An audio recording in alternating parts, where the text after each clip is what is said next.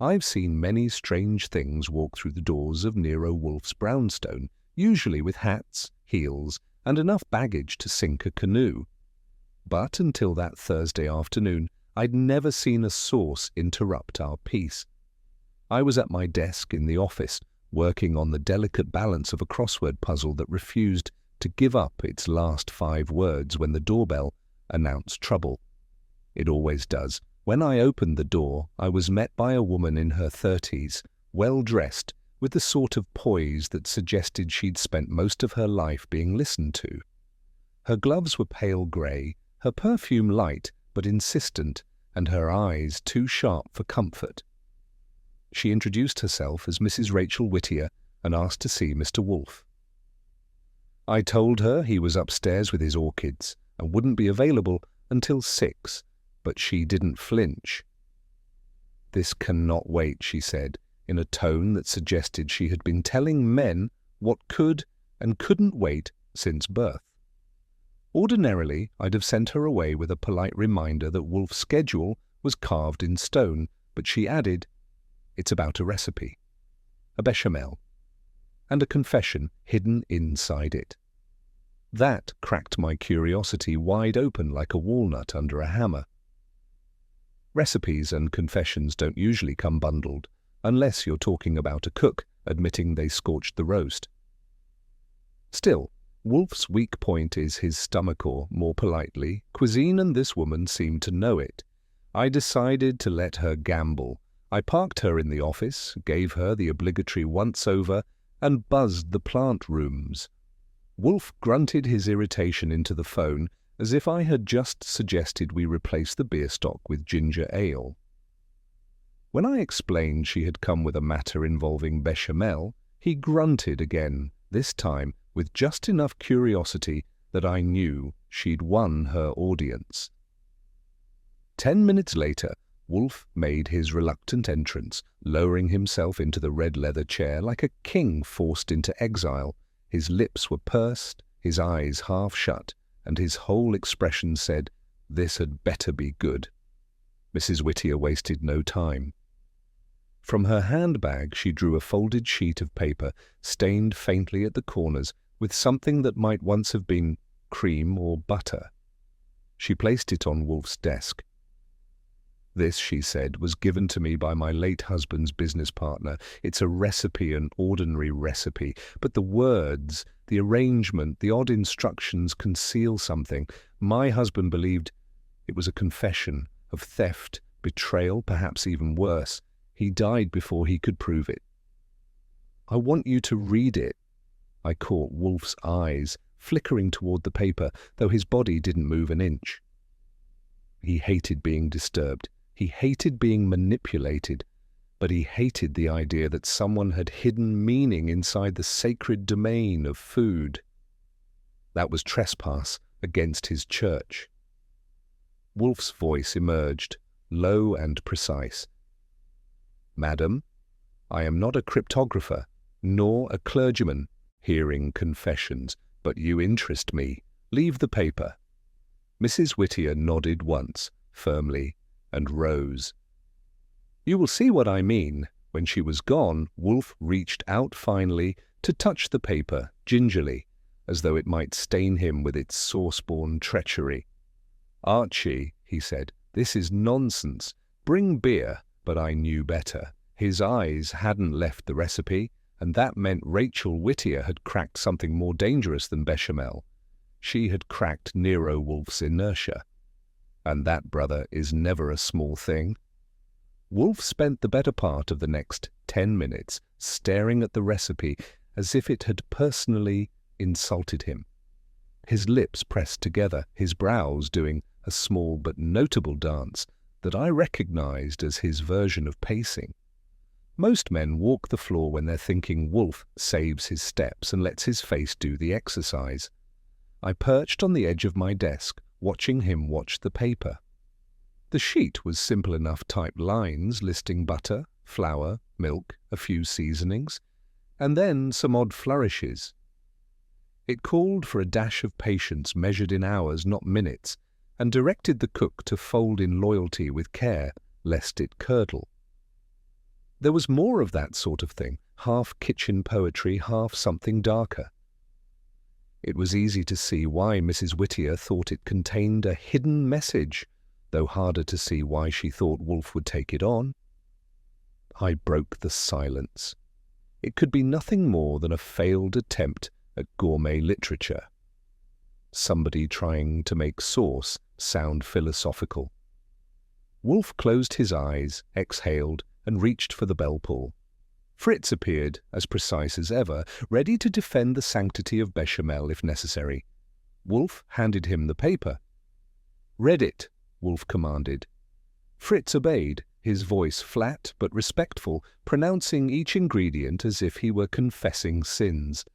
When he finished, Wolfe asked him, "Does this strike you as a recipe fit for use?" Fritz shook his head. "No, sir. It is corrupted. A true Béchamel has balance, but this wanders. It is careless." Indeed. Wolfe retrieved the paper. "Archie, I am not in the habit of playing nursemaid to grieving widows with eccentric suspicions, yet this defilement disturbs me. The implication that cookery may be bent into a cipher. Pfui!" I grinned. "So you're hooked." He opened his eyes just enough to spear me with a look. Hooked is an inane expression. I am offended. Offence is an inducement. That was as good as a contract signed in triplicate. Wolfe was in, whether he admitted it or not. The rest of the afternoon moved on routine rails. Wolfe went back upstairs to his orchids, presumably taking the recipe with him, though I'd bet my hat he had already memorized every line. I filed some bills, made a few calls, and debated whether Mrs. Whittier would call back or simply vanish like too many anxious clients do once they drop their puzzle at our feet. She didn't vanish. At 6 sharp, the doorbell rang again, and this time she wasn't alone. She entered with 2 men who looked like they'd been pulled from opposite ends of the same rope. The first, tall and raw-boned, had a sharp chin and a suit that looked borrowed. The second was shorter, thicker, and carried his own weight as though he'd spent his life guarding doors rather than opening them. "This," Mrs. Whittier said as I ushered them into the office, "is Mr. Victor Gaines, my late husband's former partner. And this is Mr. Lionel Blount, who was my husband's accountant." I didn't need Wolfe's sense of propriety to know the brownstone had officially been disturbed. Outsiders in packs are like termites. In beams they signal trouble. Wolfe entered from the dining room already frowning. He disliked unexpected company almost as much as he disliked wasted food. He eased himself into his chair and nodded once. "Mrs. Whittier," he said, "you return?" "Yes, Mr. Wolfe." I felt it best to hear from these men directly. Both of them know something about that recipe and about my husband's suspicions. Wolfe gestured lazily with one hand. "Proceed." Victor Gaines spoke first. His voice was sharp, quick, the kind of voice that wanted to finish before the other man had a chance. "Mrs. Whittier is mistaken. That paper is nonsense. My partner, God rest him, was imaginative to a fault. He saw intrigue where there was none. I had nothing to do with any so-called confession, hidden or otherwise." Lionel Blount cleared his throat like a diesel engine. "I would not go so far as to say nonsense. Your husband nodded to Mrs. Whittier, spoke to me several times about irregularities in the firm's books. He hinted he had proof, though he never showed me. If he believed that recipe was a record of such proof, well, I cannot dismiss it out of hand." Gaines shot him a glare sharp enough to cut marble. "You're suggesting what? That I would hide theft in a sauce?" "I suggest nothing," Blount said, eyes steady, "only that your late partner was not a fool." The tension in the room rose like yeast in an oven. Wolfe allowed it to rise, sitting perfectly still, his hands folded across his stomach. His eyes moved from one face to another, recording, cataloguing, but he said nothing. That was his weapon of choice, silence. I tried to cut through before the air got too thick. "Let's keep this civil, gentlemen. Mr. Wolfe doesn't permit shouting unless it's his own." Gaines sneered, Blount grunted, and Mrs. Whittier sat composed, watching Wolfe the way a gambler watches dice land. Finally, Wolfe spoke.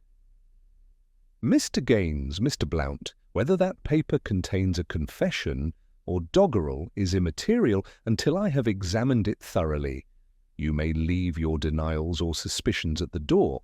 I require facts, dates, sums, any correspondence between you and the late Mr. Whittier that touches on trust, betrayal, or money. Archie will collect them." Gaines bristled. "I won't have my affairs rifled through on the basis of a source you already have," Wolfe murmured. "By your late partner, Archie." I nodded. "We'll set a time. Be ready." Blount inclined his head, surprisingly cooperative. "I will prepare what records I have." They left in an uneven tandem, Gaines storming, Blount trudging, Mrs. Whittier following like a general dismissing troops. When the door closed, Wolfe leaned back and exhaled through his nose. "Archie, observe a quarrel fermented long before this Béchamel. That woman is clever. She brings us suspects on a platter. Pfui!" "I dislike convenience." "Convenience or not," I said, "you've got your hooks in. And now they're in you. What's the next step?" He closed his eyes. "The next step is dinner. Fritz will serve at 7. Afterward, you will begin. Make inquiries. Speak first to the widow alone. Her urgency is not explained. Then to Mr. Gaines, who protests too volubly. Blount may wait. He is deliberate. Facts must be pried from him like oysters from shells." I leaned back. "So the menu is set, indeed," Wolfe muttered, and pulled the bell cord again. "And bring beer." The brownstone was officially breached, the suspects had paraded through, and Wolfe's appetite was engaged. For me, it meant tomorrow would be spent pounding pavement and listening to people who didn't want to talk. For Wolfe, it meant he could sit in his chair, sip his beer, and pull strings like a fat spider in a very comfortable web. If you ask me, Mrs. Whittier had brought more than a sauce-stained recipe to our door. She'd brought a whole banquet of suspicion, with Wolfe and me as the reluctant waiters. And I had a hunch the tip was going to be lousy. The following morning began with Wolfe's usual routine orchids until 11, no interruptions under threat of my hide. That gave me a few hours to sort through notes and think about my schedule. Wolfe had already dictated its start with Mrs. Whittier, then Gaines, then Blount. He didn't say it, but I could tell he wanted me to keep my ears open for other names. A recipe doesn't confess in isolation. Somebody had cooked up this mess with an audience in mind. At 10:30, I drove over to the Whittier residence, a townhouse in the East 70s, elegant enough to tell you the Whittiers hadn't been scraping by. Rachel Whittier met me herself, no maid in sight, dressed in a dark blue suit that looked tailored within an inch of its seams. She invited me into the sitting room, where the furniture was tasteful, the bookshelves were full, and the silence had too much weight. You could tell the late Mr. Whittier had left more than just a gap in conversation. She wasted no time. "Mr. Goodwin, I assume Mr. Wolfe has considered the recipe?" "He has. He's considering it the way a cat considers a bird, motionless, eyes half closed, pretending indifference until the right twitch." Her lips curved, but the smile was brief.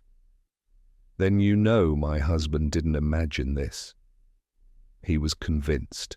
Victor Gaines had been bleeding funds from the firm. He only lacked proof. That paper, however silly it may appear, is proof of something. I want it exposed. "How did your husband die?" I asked. "An accident, a fall down the stairs." But I wondered if she stopped herself, then continued, quieter. "I wondered if it was an accident. That raised the stakes a notch." "Was there an inquiry?" "Yes. The police found nothing suspicious. But Lionel Blount came to me afterward. He hinted he knew more than he'd said. He seemed fearful. I filed that away.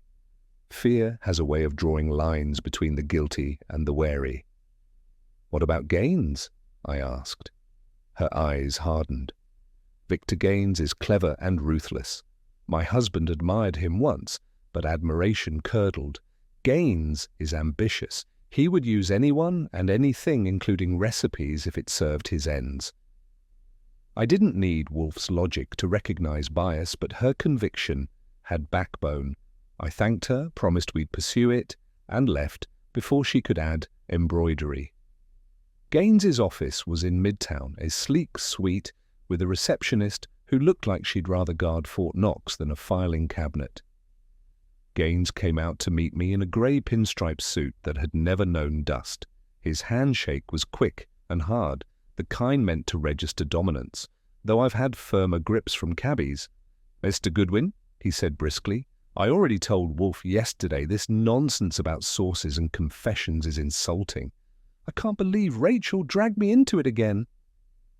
I sat down across from his polished desk. Insulting or not, it's on Wolfe's desk, and he intends to find out why. You can make it easier by telling me what caused the split between you and your late partner. Gaines's eyes narrowed. We had disagreements. He was cautious. Too cautious. Our firm needed expansion risk. He balked. He was always talking about loyalty, trust, ethics, fine words but not business, and the missing funds. His voice rose a half step. There were no missing funds. If Lionel Blount says otherwise, he's incompetent or lying.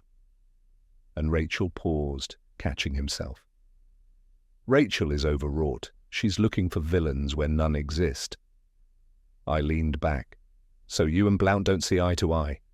He gave a sharp laugh. Blount sees numbers. That's all he sees. He wouldn't recognize the opportunity if it kissed him.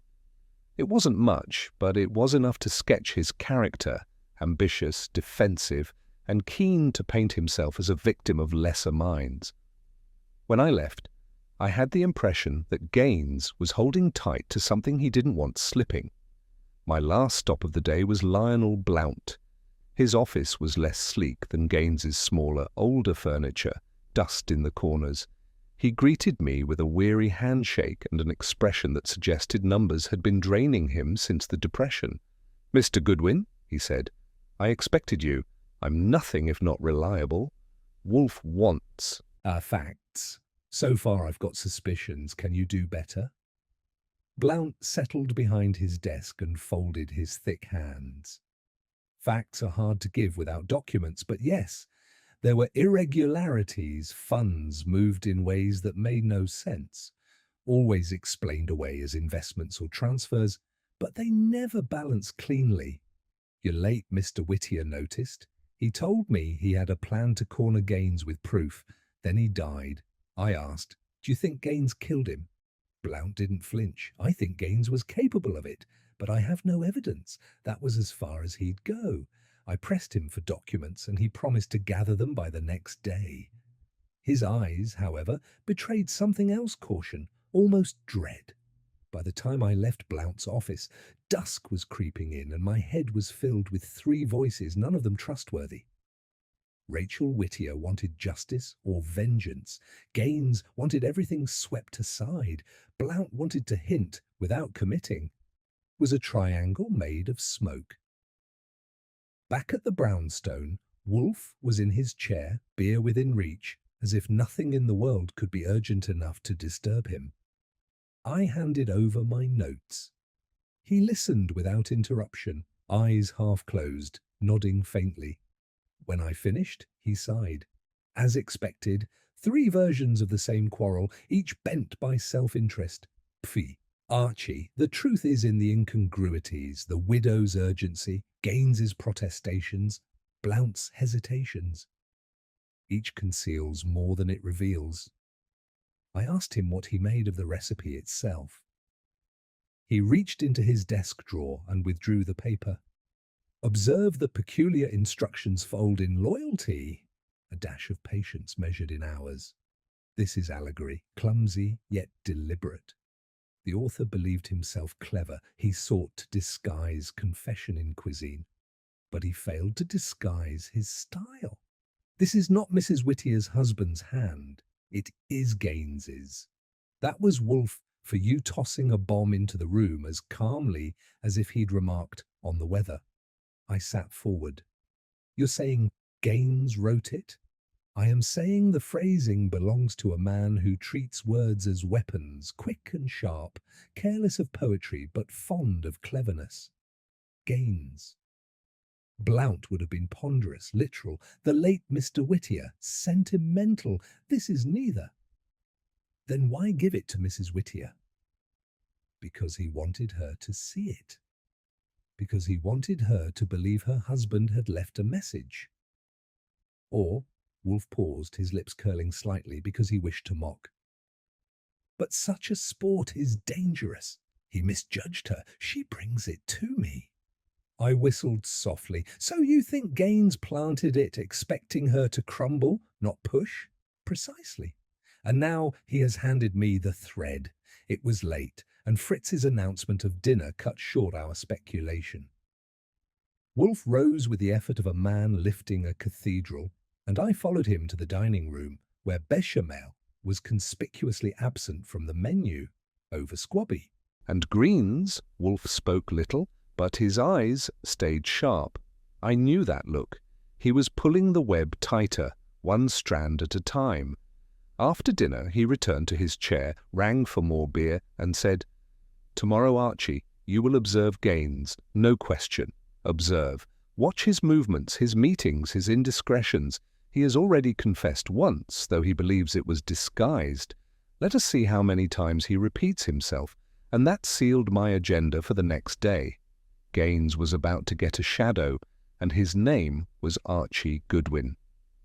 The next morning I put on my best shadowing shoes and set out to tail Victor Gaines.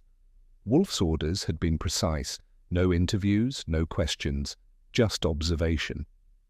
Wolfe believed in the art of watching, and I had to admit, when you paid attention long enough, people wrote their own confessions in gestures and glances. Gaines's office opened at 9, but I was already parked across the street by 8:30. I kept myself busy with coffee and a paper, looking every bit like a man with nowhere particular to go. At 9 sharp, Gaines arrived in a chauffeur-driven sedan. He stepped out briskly, pinstripe suit sharp as yesterday, carrying a briefcase like it contained his soul. For the first hour, nothing happened worth the ink in my pen. Clerks came and went, phones rang, and Gaines stayed locked in his office. At 10:15, however, the door opened, and he emerged with a woman mid-30s, striking with auburn hair, and a confidence that filled the hallway. They spoke in low tones before heading out together. I followed at a safe distance, noting the details. They walked 3 blocks, turned into a cafe, and took a corner booth. I got myself a seat at the counter, where I had a clear view of their reflection in the mirror behind the bar. They weren't lovers, that much was obvious. Their conversation leaned too heavily on documents and numbers. She produced a folder, slid it across to him, and he examined it with a frown that said the contents weren't pleasing.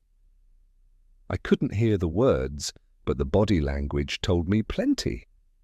She pressed her points with a steady hand. He dismissed with sharp waves of his. At last he leaned forward, said something that froze her expression, and snapped the folder shut. They left together, tension hanging like fog. I followed again, and this time they went to a bank. She waited outside while he went in for 20 minutes. When he emerged, his mood seemed lighter, almost triumphant. He tipped his hat to her, and they parted ways. She walked briskly, east, west. I had a choice to make and picked her. She led me to an office building and into a suite marked Sylvia Marquette, consultant. I filed the name in memory. A consultant connected to Gaines, armed with folders, not smiling after banks. This was worth a report to Wolfe. I returned to the brownstone afternoon, and Wolfe listened with eyes closed while I laid out the morning's events. When I mentioned Sylvia Marquette, his eyes opened a fraction. "Phooey," he muttered. "Consultants, parasites in silk. Should I pay her a call?" I asked. "Not yet. First, continue with Gaines. We require more threads before we pull, so I was back on Gaines by mid-afternoon. This time he went uptown to a private club with brass doors and discreet attendants. I couldn't follow him inside without a miracle, so I parked myself across the street. After 40 minutes, he emerged with two men whose bearings screamed old money. They shook hands, exchanged papers, and departed in different cars. By then the day was cooling, and I had more questions than answers. I tailed Gaines back to his office, but he shut himself in for the remainder of business hours. At 5:30 he left, went straight home to a Park Avenue apartment building, and didn't reappear. I decided I'd earned dinner. When I reported again, Wolfe had Fritz serve corned beef hash to accompany my notes, a combination that made me suspicious. Wolfe was using food as both carrot and stick. He listened, sipping his beer, and when I finished he said, "Archie, Gaines is scurrying. He meets a woman with documents, he visits a bank, he dines with men of influence. This is not a man at ease. He is tightening a knot that he himself drew." Excellent. I told him I didn't see it as excellent, considering I was the one pounding sidewalks while he sat cushioned. "Bah," he said, "you are well suited to it. Tomorrow you will visit Mrs. Marquette discreetly, discover her relation to Gaines. Do not disclose your connection to me unless necessity compels." The following day, I presented myself at Sylvia Marquette's office as a prospective client. She received me with practiced charm, auburn hair immaculate, voice smooth enough to butter toast. "I specialize in advising firms on strategic transitions," she explained when I asked. "Mergers, expansions, discrete exits. I provide the invisible hands behind visible success." I kept my expression politely blank. "And Victor Gaines, where does he fit in?" Her eyes flickered, the first crack in her composure. "Mr. Gaines is one of many clients." "Sure," I said, leaning back. "But he's the only one meeting you in cafes with folders, then trotting off to banks." Her jaw tightened. "I don't discuss clients. Confidentiality is the essence of my business." I gave her a smile that had rattled harder shells. "Confidentiality doesn't extend to law. If Gaines is using you to wash funds, you'll be explaining it to more than me." She stood, signaling the interview was over. "Mr. Goodwin, you've made a mistake. I think you should leave." I left, but not without noting the papers on her desk, ledgers, contracts, and one folder stamped with the name Whittier and Gaines. That was all I needed. Back at the brownstone, Wolfe listened again, eyes shut, hands folded. When I mentioned the folder, his eyes opened. "Ah," the circle narrows. "She is the intermediary. Gaines launders his betrayals through her consultancy, dressing theft as strategy." Blount suspected but could not prove. The late Mr. Whittier discerned enough to bait him with allegory. "That is why he died." "Hold it," I said. "You're already calling it murder?" Wolfe's lips curved in disdain. "You expect me to accept that a man of Whittier's habits tumbled downstairs unassisted?" "Pfui!" The man who wrote loyalty into a sauce recipe was cautious on his feet. "No, Archie, he was helped." That gave me pause. "Then Gaines?" "Not yet. Ambition does not always kill directly, it employs. We must determine who executed." He pulled the bell cord. Fritz entered with beer. Wolfe drank, then added, "Tomorrow, Archie, you will stir Blount. He is the quiet one. He has records. He fears. I wish to know if his fear is of truth or of his own guilt." That was the pattern with Wolfe. He never shouted Eureka. He just laid out the next move like a chess player nudging pawns. And me, I was the pawn who also happened to write the moves down. So the board was filling Rachel Whittier with her grief and certainty, Gaines with his ambition, Blount with his dread, and now Sylvia Marquette, the consultant with her velvet gloves. Each of them circling the dead man's shadow, each of them hiding something Wolfe intended to drag into the light. I turned in late that night. knowing tomorrow would be another day of polite threats, quiet lies, and the occasional hard truth. In short, another day in the employ of Nero Wolfe. When Wolfe sent me after Blount the next morning, I didn't expect fireworks. Blount wasn't the type to throw sparks. He was more like damp wood that smoked and sulked. Still, Wolfe wanted me to stir him, and stirring Blount sounded about as promising as stirring porridge. But I've learned never to underestimate Wolfe's sense of timing. If he wanted Blount rattled, there was a reason. I found Blount in his office again, hunched over a ledger like it was the last raft on the sea. The man barely looked up when I walked in, but his eyes flickered with irritation, maybe fear. I told him Wolfe wanted his records and that Wolfe's patience was thinner than phyllo dough. Blount sighed and pushed a folder across the desk. I was compiling them last night. These are the copies I can release. You'll find the irregularities marked. I glanced through them. He wasn't exaggerating. The transfers were there in black and white money moved in circles that went nowhere, investments listed without returns, and notes that pointed more to fancy than finance. It wasn't smoking gun material, but it was a map of smoke thick enough to choke on. "Tell me," I said, "why you didn't take this to the police." He rubbed his forehead. "Because I don't know if I would be safe, because Victor Gaines has friends, and I have none, because Rachel Whittier herself asked me not to. She said her husband intended to corner Gaines privately, and then her husband died." That wasn't news, but the way he said it carried more weight than words. I pressed him. "Safe from what? Did Gaines threaten you?" His lips tightened. "Not directly, but men like Gaines don't need to. Their intentions are understood." I could tell he wasn't going to give more, so I left with the folder. If Wolfe wanted stirring, he'd have to do it himself. I was a delivery boy, and the package was anxiously wrapped in paper. Back at the brownstone, Wolfe went through the records with the slow precision of a jeweler weighing stones. His lips pursed, his eyes narrowed, and finally he tapped the folder. This suffices, it is proof enough of manipulation, though not proof enough of guilt. And yet he trailed off, eyes rising to the ceiling. I asked, "Yet what?" He shook his head. "Later. Phewie, Archie, we have been observed." That stopped me. "Observed?" "Yes. Someone has trespassed. Look there." He gestured to his desk. The recipe lay where it had been since he'd last summoned it, but the fold was different. Wolfe's eye for order was exact. He knew how every paper had been creased. Now the edges didn't align as they had.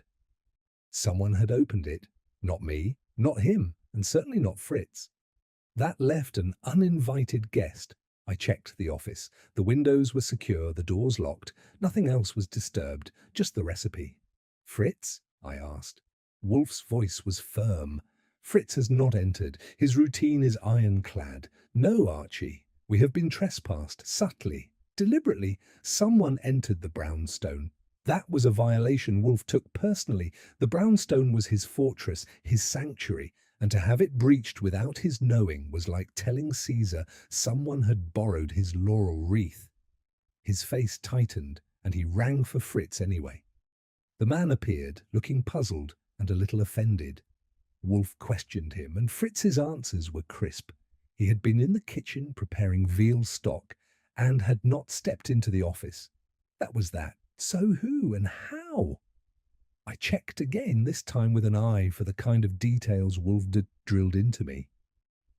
The lock on the front door was unmarked, but the wastebasket held a small scrap of paper, curled and yellowed.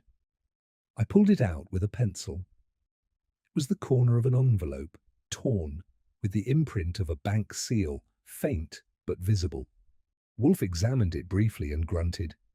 "Careless," he said. "Someone intruded in haste." I asked, "So they broke in just to peek at the recipe?" "Not just to peek, to ensure it still exists, to learn whether it has been deciphered." "Such a trespass is more dangerous than theft, Archie. Theft would remove the matter, trespass leaves it and warns us." He leaned back, his hands steepled. It is intimidation. That made sense. Someone wanted us to know we were being watched. It was a warning in folds and scraps, and Wolfe, who despised trespass more than lies, took it as a gauntlet thrown. He ordered me to call Saul Panzer, which I did. Saul arrived that evening, calm as usual, with eyes that missed nothing. Wolfe gave him instructions in clipped tones. Observe. Whoever entered once may enter again.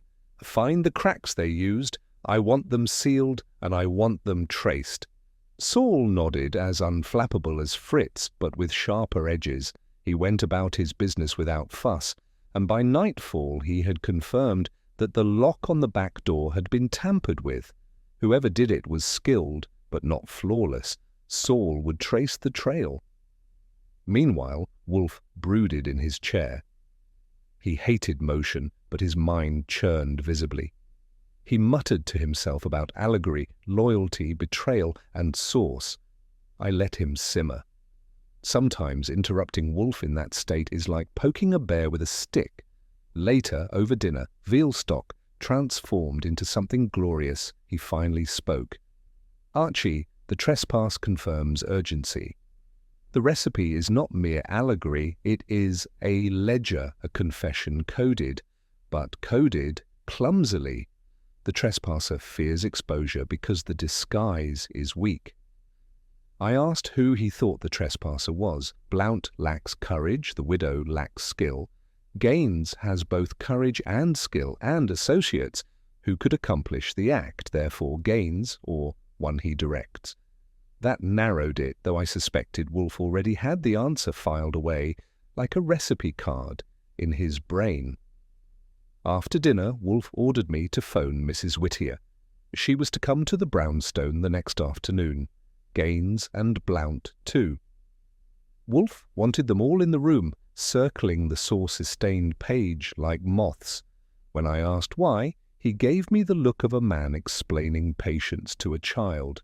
Because, Archie, we have reached the moment when concealments must collide, and I shall be present to observe the wreckage. I should have known better than to push, but I asked anyway, and Sylvia Marquette? She will come also. She is the silent conduit. She will not remain silent when confronted. So it was set. Wolfe had moved the pieces into place. The brownstone had been trespassed, the suspects drawn closer, and the air in the office felt charged, as if Wolfe's mind had turned it into a crucible. That night I couldn't sleep easily. The thought of someone walking through the brownstone, touching papers on Wolfe's desk, made my skin crawl.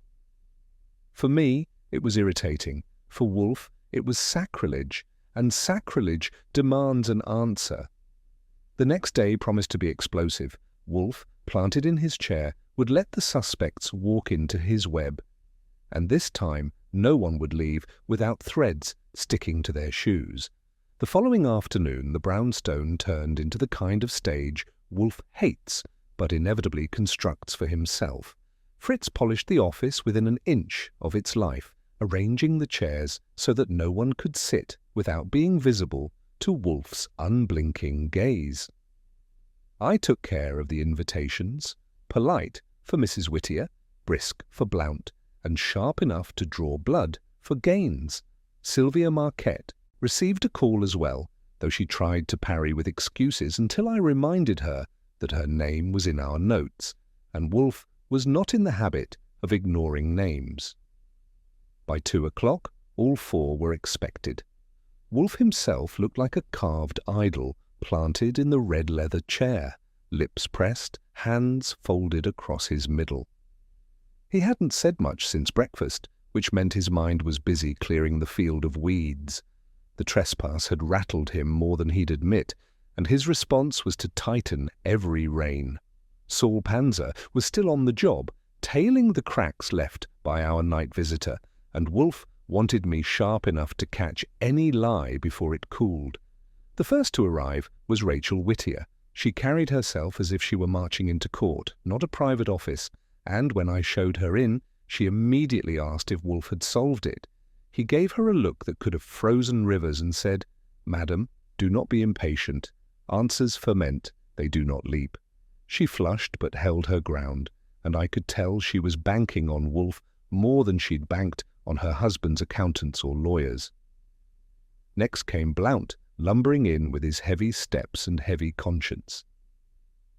He carried another folder, which he placed gingerly on Wolfe's desk without waiting to be asked.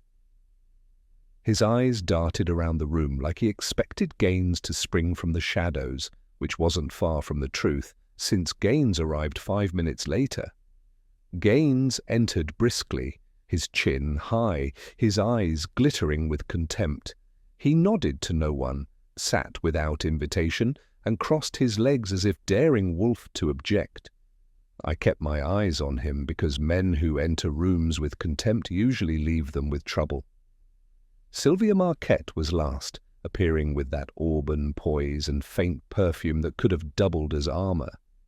She smiled politely, but her eyes betrayed calculation. She was here under duress, and she knew it. So there they were, the circle of suspects, seated in Wolfe's sanctum. Wolfe let the silence swell until even Gaines shifted slightly in his chair. Then he spoke, his voice deliberate and heavy as iron. "You have all conspired to disturb my peace. You have brought sauce into disrepute, and worse, you have trespassed upon my home. Why, I will have an end to it." Gaines scoffed. "This is absurd. I won't sit here and be accused on the basis of a recipe." "No," Wolfe replied, eyes narrowing. "You will sit here and be accused on the basis of behavior. Recipes are merely embroidery." Mrs. Whittier leaned forward. "Then you believe me? You believe my husband left a message?" Wolfe waved one hand lazily. "Your husband left suspicions. The message was not his. The paper was contrived by another." He turned his gaze on Gaines. "By you." The air thickened. Gaines laughed, short and sharp. "Preposterous." "Your style betrays you," Wolfe said. "The phrasing is yours. Your contempt for sentiment is yours. You masked embezzlement in allegory, assuming no one would decipher it. You misjudged your widow. And you misjudged me." Sylvia Marquette shifted in her chair, opening her mouth to protest, but Wolfe's finger rose like a conductor silencing an orchestra. "You, madam, lent your hands. You dressed theft as consultancy, laundering funds through strategies and mergers that existed only on paper. Your profit was discretion, and yet you sit here now, visible, her cheeks coloured. You have no proof." "On the contrary," Wolfe said. He tapped Blount's folder. "Proof accumulates." Mr. Blount, though timid, recorded what he saw. "The irregularities point to a funnel, and that funnel leads through your hands to Mr. Gaines. He is the engine, you the instrument." Blount shifted uncomfortably but said nothing. Gaines's jaw tightened. "You think you can destroy me with ledgers and metaphors?" "This is theatre." "Yes," Wolfe said, leaning back. "And you play your role poorly. You attempted intimidation. Someone entered this house, touched what was mine, and left traces, careless traces. That is desperation, Mr. Gaines, not theatre." At that, Mrs. Whittier stiffened. "You mean they came here? Into your home?" "Yes," Wolfe replied. "And by doing so they escalated the matter from fraud to trespass. For me, the latter is the greater sin. I broke in because the air was getting so dense with tension I could have carved it. The question is, what do you plan to do about it? Because unless we want a line of lawyers at the door, we need more than insinuation." Wolfe closed his eyes, which was always a sign he was about to deliver something both simple and devastating. "We require pressure. Mr. Panzer is applying for it even now. He follows the cracks. When the source is revealed, I will summon you all again. And then, Mr. Gaines, you will discover that preposterousness does not shield you." Gaines rose, bristling. "You can't detain me." "No," Wolfe said calmly, "but you will remain, because if you leave now, you proclaim guilt. Sit." It wasn't a request, and Gaines, to his own surprise, obeyed. He sat again, his face tight with fury. Wolfe let silence hang once more, then inclined his head slightly toward me. I understood. I excused myself to check the hall, and there was Saul Panzer, back from his errand. He handed me a slip of paper, nodded once, and left as silently as he came. I carried it to Wolfe. He read it, his expression unchanged, and folded it neatly. So, the cracks lead to a locksmith employed by Mr. Gaines, and the locksmith is now in custody thanks to Mr. Panzer. That completes the circle. Gaines shot to his feet. "This is outrageous! You're framing me with coincidence and guesswork." "Foy," Wolfe said. "Coincidence does not break locks. Guesswork does not trespass in my home. You did, and the noose is tightening." Sylvia Marquette's composure faltered. She looked at Gaines, then at Wolfe, then back at Gaines. "Victor," she whispered, "stop. This won't hold." That whisper was worth 1,000 documents. It was the sound of alliance cracking. Gaines turned on her, eyes blazing. "You fool!" Wolfe lifted one hand, commanding quiet. "Enough. You will all leave now. Tomorrow evening you will return. At that time I will speak, and what I speak will end this." Mrs. Whittier looked ready to object, but Wolfe cut her off with a glare. Blount seemed almost relieved to escape. Marquette left in silence, her steps unsteady. Gaines lingered long enough to throw me a look that promised trouble, then stalked out. When the door closed behind them, Wolfe exhaled through his nose and reached for his beer. "Archie, tomorrow will be the denouement. Tonight we will prepare. Our sanctuary has been violated, our peace has been shattered, but by tomorrow evening it will be restored." I asked if he was sure. His eyes opened dark and cold, as sure as Béchamel curdles if stirred with haste. "Now fetch me another bottle." And just like that, the brownstone seemed less a home and more a crucible, where Wolfe intended to burn away every lie until only truth remained. After the four of them had gone, Wolfe remained in his chair, as immovable as a marble idol, but I could tell by the set of his mouth he was working faster than a ticker-tape machine. He didn't speak for nearly 10 minutes, which is long even by Wolfe standards. I busied myself making notes, though really I was just waiting for him to break the silence. Finally he said, "Archie, we are close. The circle has been constricted, but before I spring the trap, I must arrange their positions. A confession is only as effective as its audience. That was Wolfe for you, Justice's theatre. But theatre with no curtain calls. He wanted every actor in place, every cue set, before he dropped the final line. I asked if he intended to let the police in on it. He snorted. "The police? They will arrive only when the truth is neatly packaged. As always, Inspector Kramer will bluster, Stebbins will mutter, and I will endure. Until then, we hold the stage." He had me call Saul back to the brownstone, and when Saul arrived, Wolfe questioned him with the precision of a surgeon. The locksmith Gaines had used had already confessed that he'd been hired for one specific job, quietly opened a back lock, and left no trace. He hadn't known why, and he hadn't cared, but the timing matched perfectly with the day Mrs. Whittier first brought the recipe. Wolfe pressed Saul for every detail, then dismissed him with a nod of rare satisfaction.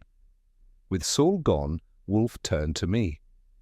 "Archie, tomorrow evening we will assemble them again, but tonight you will do two things. First, you will call Mrs. Marquette privately.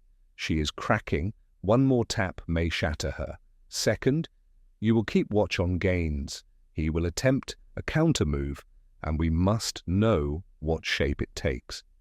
So I set out once more into the autumn evening. Sylvia Marquette's office was dark, but her apartment wasn't hard to find. When she opened the door, she looked less polished than before, her hair loose, her eyes shadowed. She didn't pretend to be surprised to see me. "Mr. Goodwin," she said softly, "has Wolfe already decided?" "Wolfe always decides," I told her. The question is whether you want to go down with Gaines or step aside before the ground gives way." She swallowed, then stepped aside to let me in. The place was tasteful but impersonal, like a showroom. She sat on the edge of a chair while I stood. "Victor used me," she said finally. At first it was consulting ordinary, harmless. Then it was adjustments, transfers, arrangements that made me uneasy. But he paid well, and I convinced myself it was clever accounting. When Mr. Whittier grew suspicious, Victor panicked. He drafted that ridiculous recipe to taunt him. He thought it would confuse him. She clasped her hands. But then Mr. Whittier died. That was no coincidence. I asked bluntly, "Do you think Gaines killed him?" Her eyes flickered. "Victor is ambitious, ruthless, but I don't know if he would take a life with his own hands. I believe he arranged it. Someone pushed, someone paid, but it was at his bidding. That was as far as she'd go, and I didn't press further. She'd given me enough to confirm Wolfe's instinct. She was the instrument, Gaines the engine." I left her sitting in her showroom apartment, looking like a woman rehearsing her own confession. From there, I tailed Gaines. He was in motion, just as Wolfe predicted. He left his apartment late, around 9, and drove to the consultant's office building. He stayed inside for 20 minutes, emerged looking furious, and then went uptown to a different address, an unfamiliar brownstone.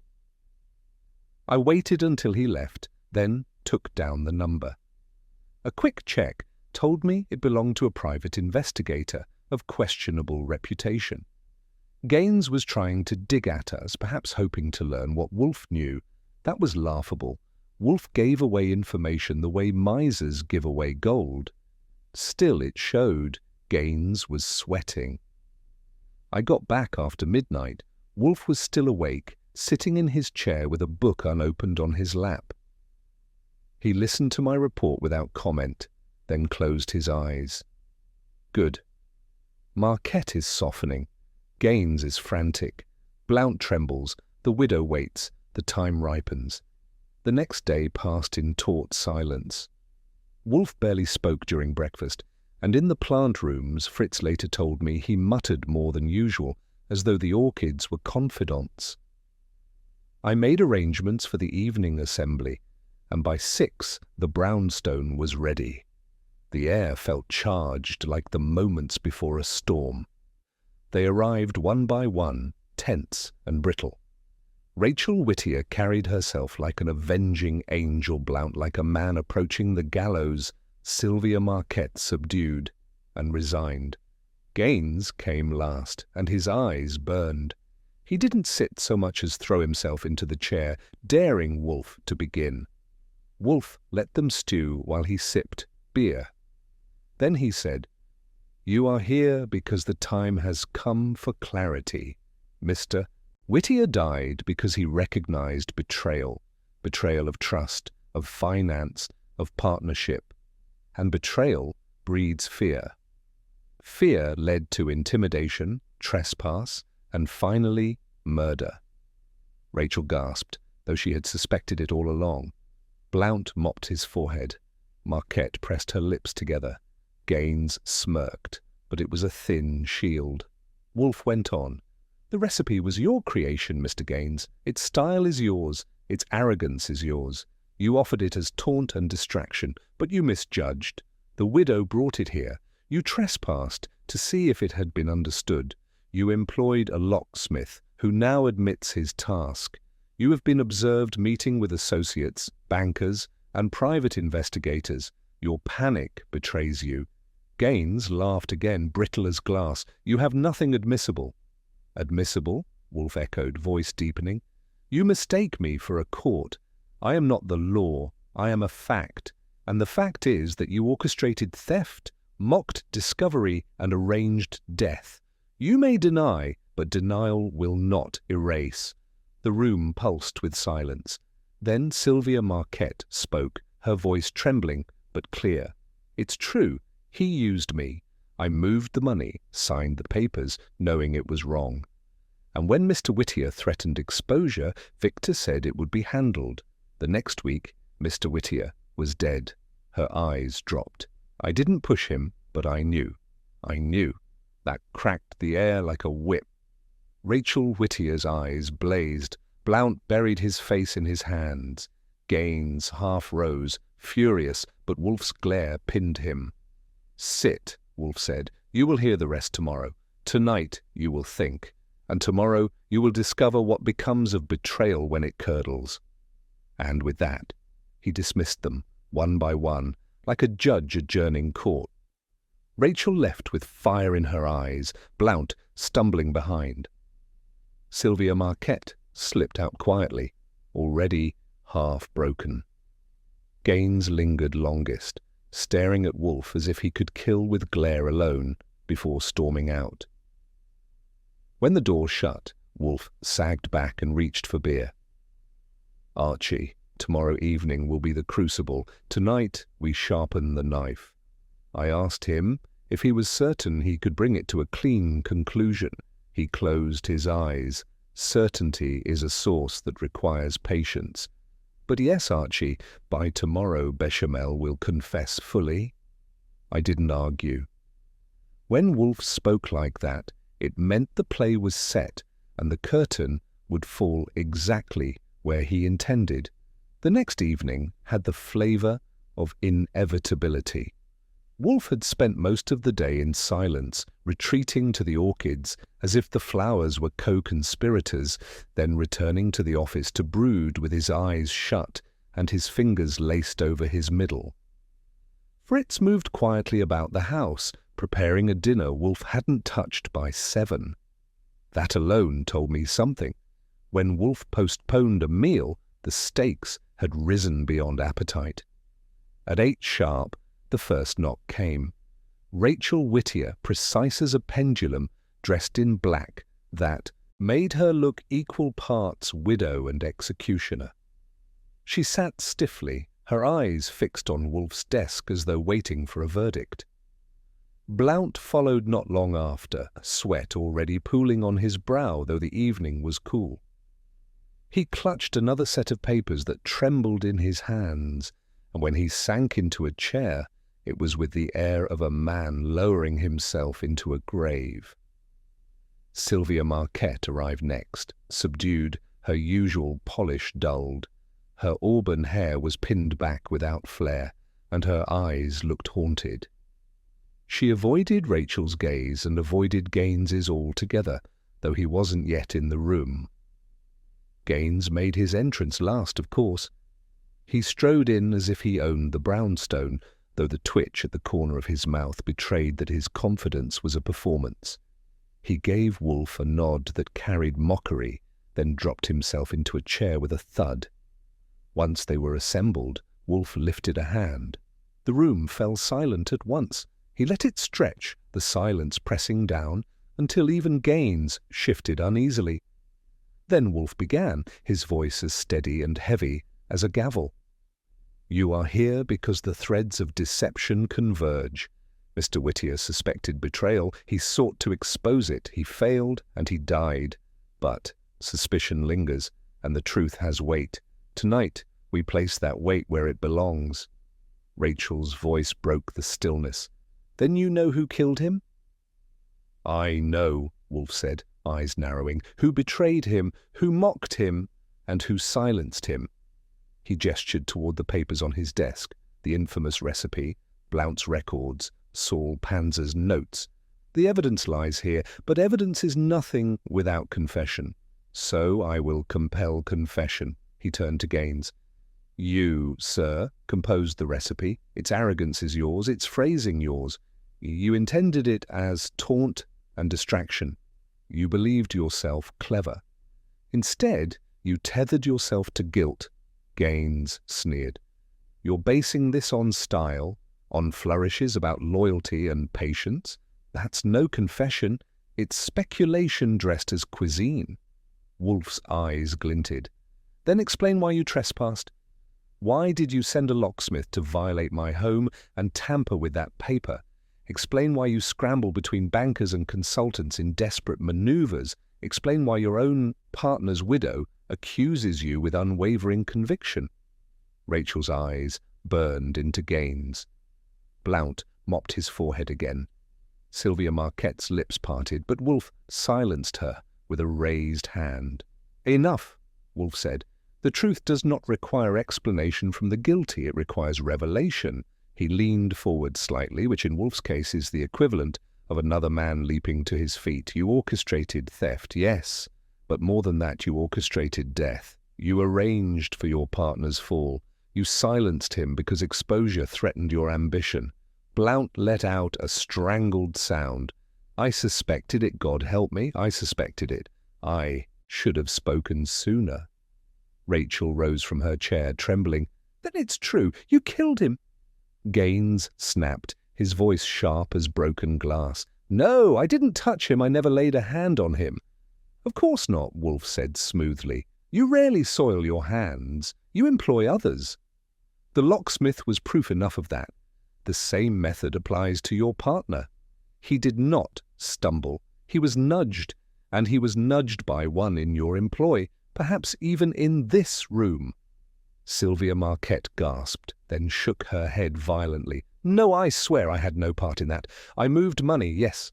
I wrote papers, but I never." Wolfe cut her off. "You feared, you suspected, but you remained complicit. You were silent. Your silence was part of his death." She covered her face with her hands, shoulders shaking. Gaines's jaw set hard, but the crack in his facade widened. Wolfe let the silence stretch again, then delivered the final thrust. "You all know the truth, and the truth will be heard. Tomorrow morning Inspector Kramer will arrive, and I will present it to him. Gaines, your cleverness has failed you. Mrs. Marquette, your complicity has betrayed you. Blount, your timidity has damned you. And Mrs. Whittier, your persistence has brought this matter to its reckoning." Rachel's breath caught, her eyes shining with a mix of fury and relief. Gaines exploded from his chair. "You can't, this isn't, damn you, Wolfe." I stepped forward instinctively, ready to block whatever he thought he was about to try. But Wolfe didn't flinch, he only lifted his chin. "Sit, Mr. Gaines. You have already confessed, though you do not realize it. Rage is admission in its purest form." For a moment I thought Gaines would strike him, but he didn't. He sat again, trembling with anger, his confidence unraveling thread by thread. Wolfe exhaled, long and heavy, and addressed them all. "You may leave. Tomorrow the law will have its due, and when it does, I shall return to my peace." They filed out, one by one. Rachel walked tall, her shoulders stiff, her eyes never leaving Gaines. Blount shuffled like a man reprieved, but still sentenced. Sylvia Marquette paused at the door, looking back once at Wolfe, then at me, before slipping into the hall. Gaines left last, slamming the door so hard the walls quivered. The brownstone was quiet again. Wolfe leaned back, his eyes closing, his hand reaching for the bell cord. Fritz arrived with beer, and Wolfe drank deep before speaking. "Archie, the matter concludes tomorrow. Tonight we rest. Humanity is tiresome, but Béchamel is eternal. We have endured disruption, trespass, and deceit, but by tomorrow, order will be restored." I shook my head. "You make it sound like dinner service." He opened his eyes, the faintest curve of a smile playing on his lips. "In essence, it is. Ingredients measured, stirred, and cooked. Betrayal curdles truth. That is the recipe." And with that he leaned back, satisfied, while I thought of what tomorrow would bring: Kramer's bluster, Gaines's downfall, and Wolfe's inevitable return to silence, with a plate of food in front of him, and no more sauce-stained confessions cluttering the desk. Morning came grey and damp, with a drizzle that tapped against the windows like fingers impatient for the day's verdict. Wolfe was already in his chair when I came down, looking as if he hadn't moved since the night before. Fritz served breakfast, but Wolfe barely touched it. That was how I knew the finale was close when eggs and sausage lost their lure. Wolfe's mind had gone fully to battle. At 10 o'clock, the bell rang, and I admitted Inspector Kramer. He looked like a storm cloud that had learned to smoke cigars. His hat was dripping, his scowl dripping more, and he wasted no time. "Goodwin," he growled, "Wolfe dragged me here at this hour, so this had better not be another one of his parlour tricks." "You'll get your show," I told him. "Front row seat. Come on in." By 10:30 the cast had assembled again. Rachel Whittier, severe and resolute; Blount, pale and sweating; Sylvia Marquette, subdued and fragile; Gaines, defiant but fraying at the edges. They filed into Wolfe's office like prisoners summoned for judgment. Kramer planted himself by the globe, his cigar already lit, and the smell competing with Fritz's morning polish. Wolfe opened with no preamble.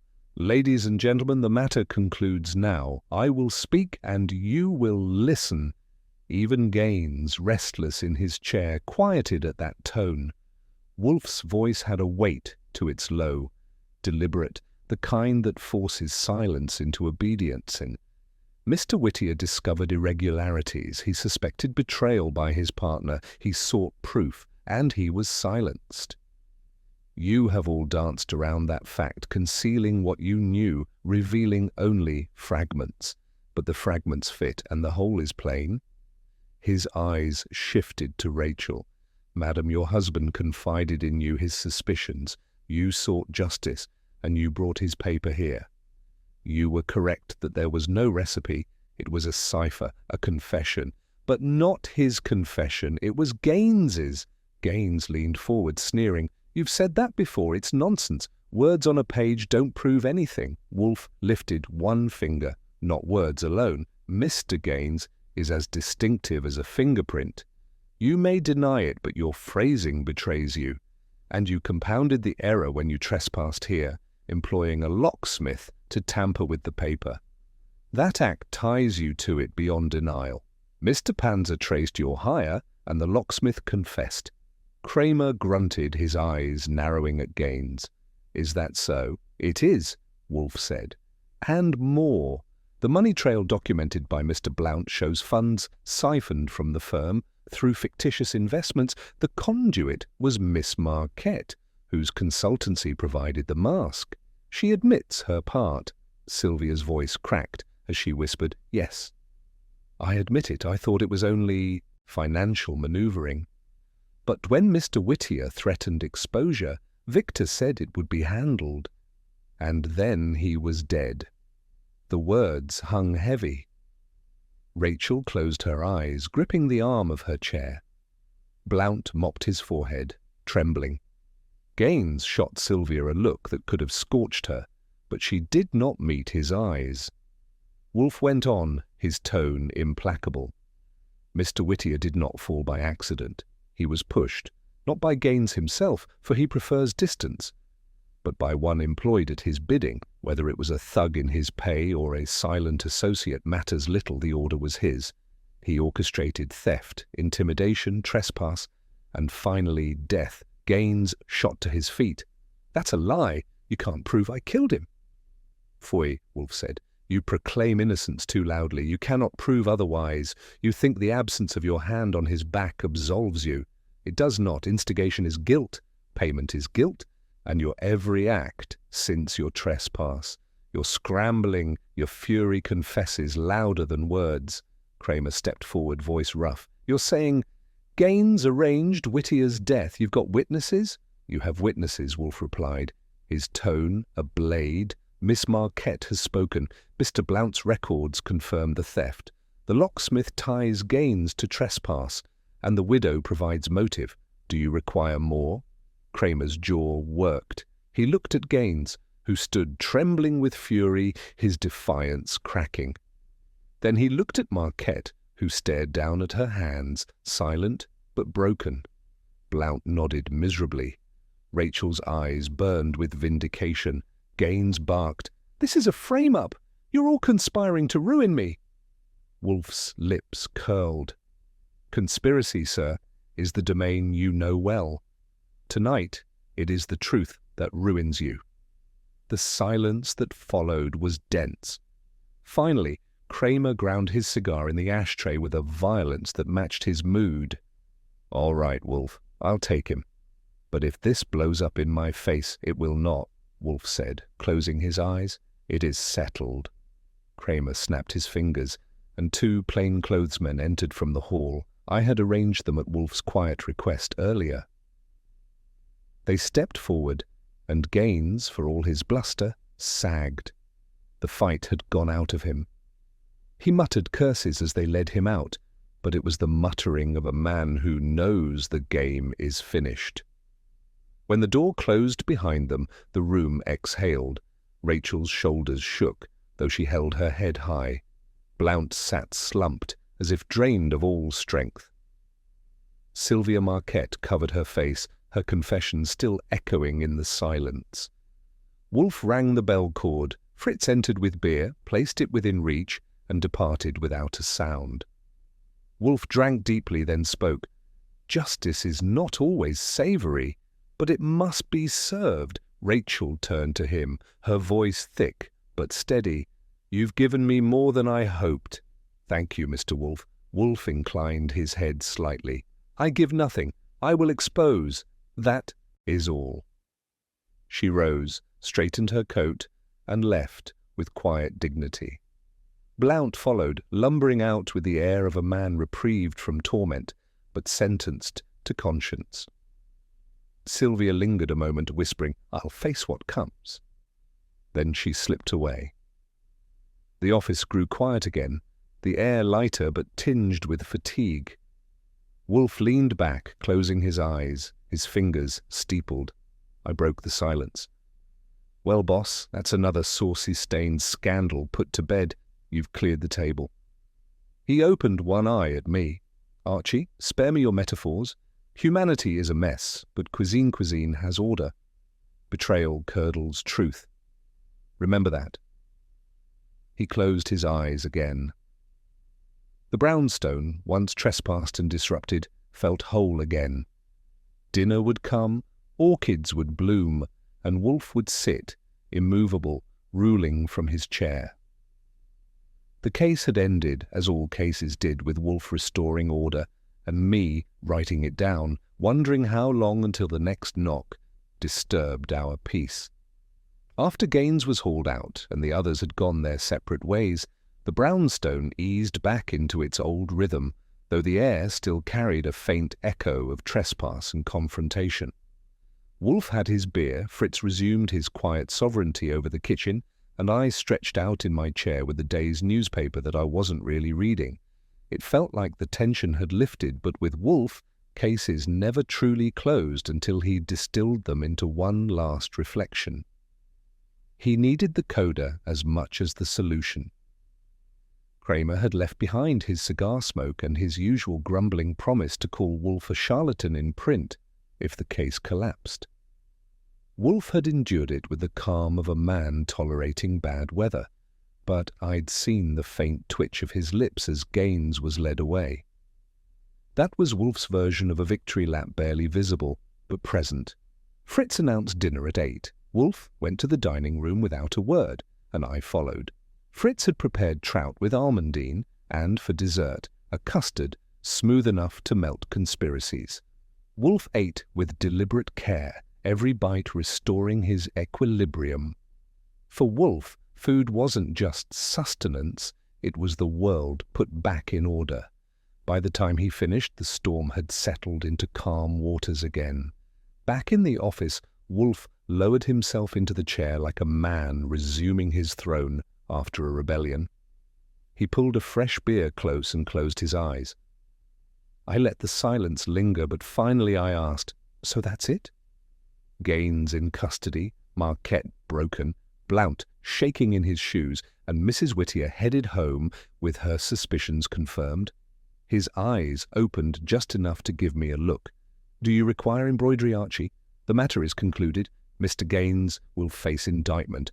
Miss Marquette will provide testimony to reduce her culpability. Mr. Blount will breathe again, albeit with guilt gnawing at him, and Mrs. Whittier will grieve, but with the satisfaction that betrayal has been unveiled." "You make it sound tidy," I said. "It didn't feel tidy." "Life rarely does," Wolfe replied. "That is why order must be imposed." Whittier's death was not prevented, but truth restores balance. Balance is the only justice humans can expect. I couldn't argue with that, though I wasn't about to admit it. Instead, I poured myself a drink and leaned back. You know, what sticks with me isn't the money trail or the broken locks, it's that recipe. A confession disguised as sauce. That's one for the books. Wolfe's lips pressed thin. It was vulgar. To taint cuisine with duplicity. Food is an art of precision and honesty. To fold betrayal into bechamel is barbarism. That, Archie, was the only aspect that offended me personally.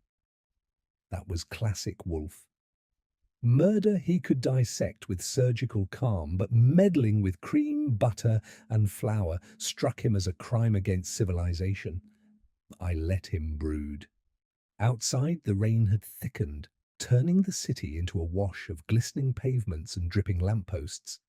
The brownstone, warm and ordered, felt like an island. I thought about Rachel Whittier walking home through the drizzle, carrying the knowledge that her husband's death was no accident. Wolfe had given her the truth, but the truth doesn't always comfort. Sometimes it just confirms what you already feared. Around 10, the phone rang. I picked it up. It was Saul Panzer checking in to confirm Gaines was under guard and his associates were being rounded up for questioning. Saul's voice carried the usual calm efficiency. I passed the news to Wolfe, who grunted approval and asked no questions. Saul never failed him, so Wolfe never wasted words doubting him. The rest of the evening trickled by quietly. Wolfe sat with a book, though he read no more than a page every quarter hour, sipping beer in between. Fritz came in once to ask about tomorrow's menu, and Wolfe answered with more animation than he'd shown about murder. I let him have it. If bechamel had been desecrated in this case, then Fritz's kitchen was the cathedral where absolution would be served. When midnight came, I put away my notes and told Wolfe I was turning in. He gave me a nod, his eyes still on the page, and I knew he'd sit another hour before retiring. The case was over, but Wolfe didn't let go until the silence in the brownstone was absolute again. The next morning, the papers carried the story. Gaines's arrest made the front page of one, the financial section of another, and the gossip columns of a third. They called it a scandal of ambition, a betrayal of trust, a fall from power. None of them mentioned bechamel. None of them mentioned Wolfe. That was fine. Wolfe preferred it that way. Kramer phoned by noon. His voice was half irritation, half reluctant respect. You were right, damn you. Marquette's already talking. Blount's handing over more records, and Gaines's own men are squealing. I don't know how you do it. Wolfe, but you do it. Wolfe listened, murmured a curt acknowledgement, and hung up. That was the closest he'd get to basking. By late afternoon, the brownstone had slipped back into its old cadence. Wolfe upstairs with his orchids, Fritz clattering gently in the kitchen, me at my desk with a crossword, and the phone. Peace restored.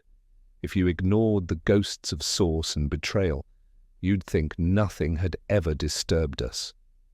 After dinner, a saddle of lamb with mint, delicate enough to erase any lingering trace of fraud, Wolfe returned to his chair with his final beer of the day. He sat in silence for a long while, then spoke, his voice low and reflective. Archie, humanity disappoints endlessly. Betrayal, theft, and ambition are its constant sources, but cuisine endures. Even bechamel, once corrupted, can be made anew with care. That is the lesson. I grinned. So the morale is don't trust partners, don't trespass in the brownstone, and don't mess with bechamel. His eyes opened, and for the faintest second they glittered. Adequately stated. And with that he closed them again, the faint hum of satisfaction vibrating through the room. Dinner had been eaten, justice served, and the brownstone returned to its silence. The world outside could seethe with lies and ambition, but inside Wolfe had restored order. I finished my drink, glanced once at the big man in his chair, and thought as I often did that if truth had a kitchen, Nero Wolfe was its chef, and I was just the poor sap writing down the recipes.